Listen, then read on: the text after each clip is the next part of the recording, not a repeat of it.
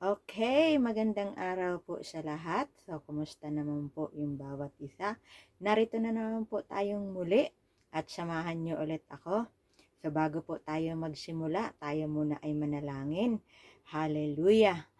Father God, in the name of Jesus, we thank you for this day, sa panibagong araw na ipinagkaloob mo. Salamat po.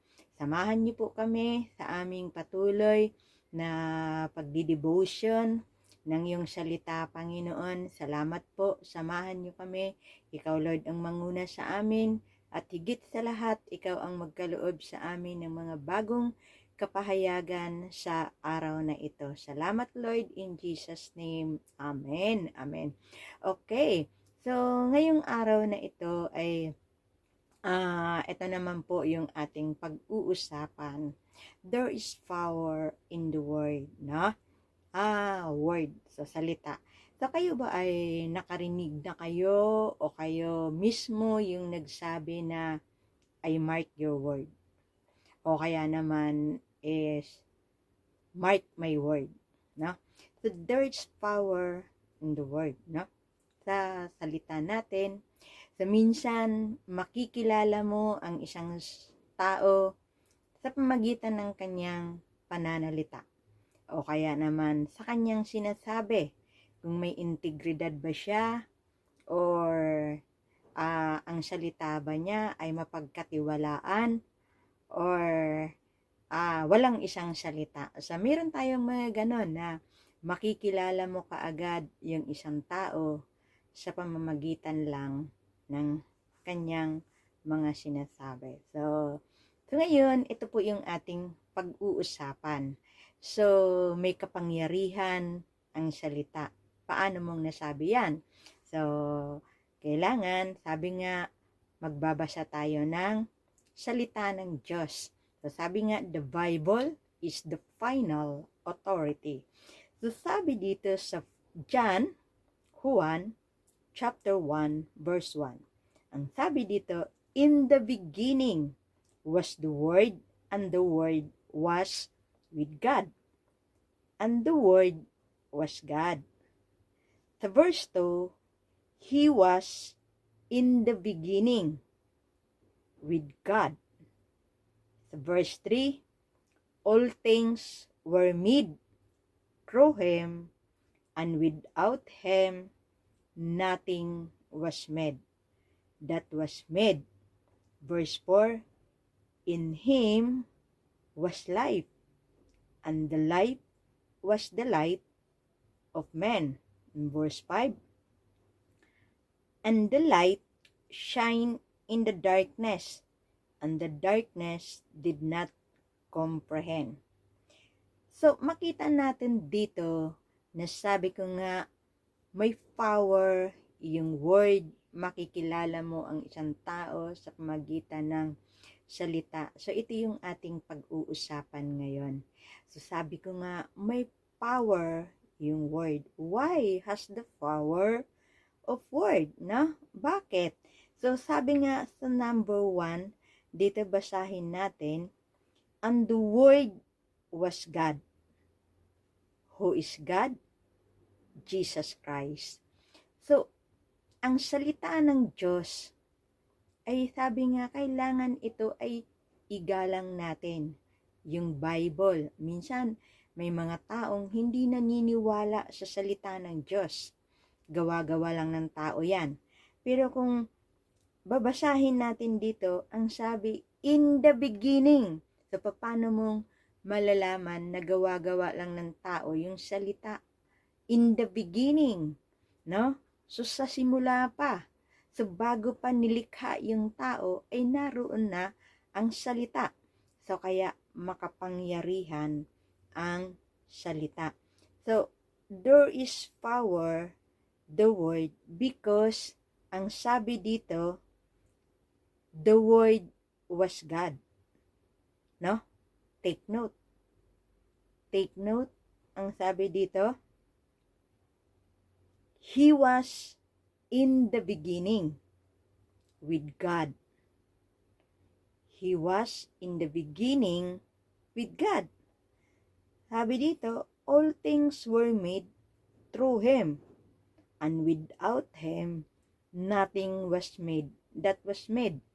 Kung wala yung salita at wala ang Diyos, wala tayo dito. Wala yung mundo. No? So, kaya napaka-powerful yung salita dahil yung salita at ang Diyos ay iisa. So, paano nating malalaman, no? Sabi nga ganun dito, sa Revelation, who is God? That is Jesus Christ. Tingnan natin sa Revelation chapter 22 verse 13. Anong sinasabi dito? I am the Alpha and the Omega, the beginning and the end, the first and the last. So siya yung simula at ang wakas. So the beginning and the end. So sa Revelation chapter 22 verse 16, anong sinasabi? I, Jesus, so sinasabi niya, ako si Jesus, have sent my angel to testify to you these things in the churches. I am the root and the offspring of David, the bright and morning star. So ano yung root? 'Di ba? Pag nagtanim ka ng halaman, ano ba yung nauuna? Bunga ba? So, 'di ba, magsisimula siya sa root, yung mga ugat. So, kapag kayong ugat niya gumagapang na sa lupa, yun yung foundation. So, yung bunga, huli na yan. Tayo yung bunga, huli na tayo. Nauna yung root. So, pinatunayan ng salita ng Diyos na yung salita at ng Diyos ay iisa. Kaya, there is power, the Word, because the Word is God. No? So, how to use the power? How to use the power? Paano ba nating magagamit yung power? No? So, ito ba, halimbawa, ito, yung Biblia, pwede mo na bang gamitin as swords, power? So, sabi nga, by declaring or confessing the word. Kailangan i-confess mo, i-deklara mo. Anong sabi sa Genesis? Pag binasa natin sa Genesis, dito, in the beginning ulit, no? Pag binasa natin yan, so simulan nating basahin sa Genesis, no? So, pagka binasa, God created the heaven and the earth, no? So, dito na naman, in the beginning, God created the heaven. Sa papanong paraan? Sabi nga dito, sa verse 2, the earth was without form. So, itong mundo na ating ginagalawan, ay wala pa itong forma. So, wala yung mga halaman, wala yung mga bukid, wala yung lupa, as in, nothing. Void. Sabi dito, the earth was without form. Walang forma. And void and darkness. So, para kang pumasok sa isang napakadilim na lugar, no? So, wala kang makikita na kahit anuman, no? There was on the face of the earth, and the Spirit of God was hovering over the face of the water. Take note.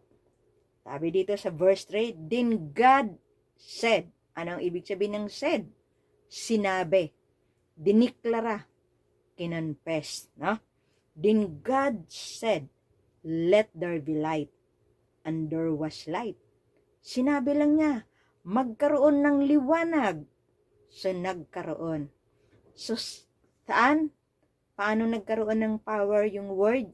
Sa magitan ng pagko-confess. Sabihin mo, salitain mo, declare the word of God. Ang sabi malina dito, then God said, ano pa? Sa verse 6, anong sinabi dito? Then God said, let there be permanent in the midst of the water, and let it divide the water from the water.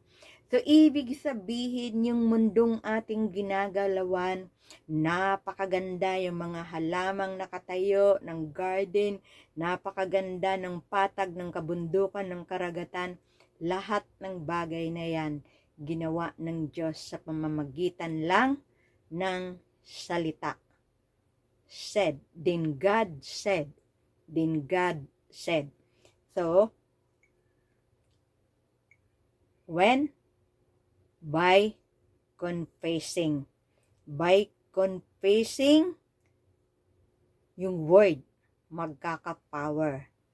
So, ay sa Lord lang yan. Pwede rin sa atin. No? So, sa pamagitan din ng, kaya kay tayo, sabi ng Lord, I will give you power and authority. So, ano yung power and authority? Yung word binigay ni Lord sa atin. No? Power, authority, gamitin mo. So, kung may sakit ka, sabihin mo, sakit, lumayas ka. So, sunod, paano ba talaga magkakaroon? So, sabi nga ganon, in Genesis, makikita natin dito, by confessing, kailangan ideklara mo yan. How to use the power? By declaring or confessing. So, pangalawa, paano? Kailangan have faith. Kailangan merong kang pananampalataya. Kasi kahit salitain mo ng salitain yung word of God, without faith, walang mangyayari. So, anong sabi? Mateo. So, sabi dito, sa Mateo chapter 22, so Jesus said to them, because of your unbelief, for assuredly I say to you, if you have faith as mustard seed, you will say this mountain, move from here to there, and it will move, and nothing will be impossible for you. So, sinabi ni Lord, kung meron lang daw tayong maliit na hindi mo na kinakailangang malaki, like a mustard seed. So, no matter how big, how small, hindi na pinag-usapan yung size ng faith natin. But as long as you have faith, you declare the word of God, it will happen because God has given us the power and authority. So, kaya yung salita ng Diyos ay makapangyarihan at ang salita ng Diyos ay powerful. So, kaya pag ikaw ay nais mo na lagi kang namumuhay na malapit sa Diyos, basahin mo ng basahin yung salita ng Diyos. No? Kasi the Word was with God. So, ibig sabihin, kapag ka minimeditate mo ng minimeditate yung word nasa puso mo, nasa isip mo, si Lord din nasa puso mo at nasa isip mo. So, yan. So, ngayon, nalaman na natin na makapangyarihan yung word, gamitin natin. Kasi everything God has already given to us, but we need to use it. So, wag nating sayangin yung binigay ni Lord. So, ngayon, kung nais mo na maranasan yung itong sinasabi ni Lord na power and authority, kailangan magkaroon ka ng tunay na relasyon sa Panginoon. So, ngayon, kung gusto mong magkaroon ng tunay na relasyon sa Lord, itaas lang natin yung ating kanang kamay at sabihin natin, Ama, sa pangalan ni Jesus, ako'y lumalapit sa iyo, nagpapakumbaba sa aking puso. Humihingi ako ng kapatawaran sa aking mga kasalanan. Patawarin mo ako mula sa aking pagkabata hanggang sa pangkasalukuyan. Panginoong Hesus, binubuksan ko ang aking puso. Tinatanggap kita bilang Panginoon, sariling tagapagligtas ng aking buhay. Magmula ngayon, ikaw na ang maghari sa buhay ko. Sa pangalan ni Jesus, Amen.